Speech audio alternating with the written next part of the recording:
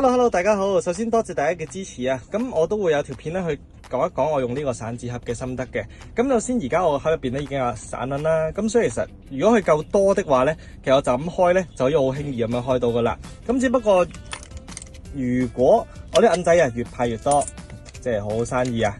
咁我將啲銀仔都派咗好多啦。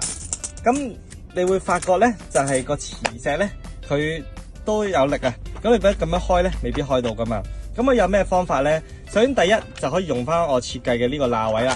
咁其實要開嘅時候咧，我手指入邊去攝入去咧，其實都已經可以好輕鬆咁樣開到呢個散紙盒噶啦。咁第二個方式咧就係可以揾嘢喺右邊去頂一頂嘅。咁例如而家啦，即係我平時會有個藍牙耳機擺喺度嘅。咁我要開嘅時候咧，我將呢個盒咧輕輕向右頂一頂，就係即係好似去輔助咁樣去攞住咗個底啊。咁樣去再開咧，其實都可以開到嗰個盒嘅。咁呢兩個方式都可以俾大家參考啦。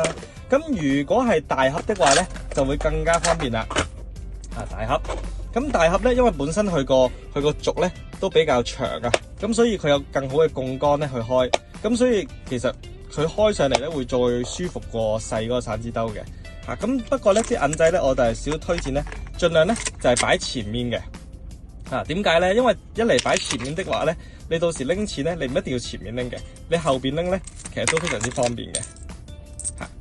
咁拎1蚊，咁你都可以好好咁樣走俾客啦。同埋第二咧，就係因為佢重力關係咧，擺晒喺前面，咁面上其實佢就好似啲銀仔幫你 hold 住咗個底咁樣，直接開咧就已經開到噶啦。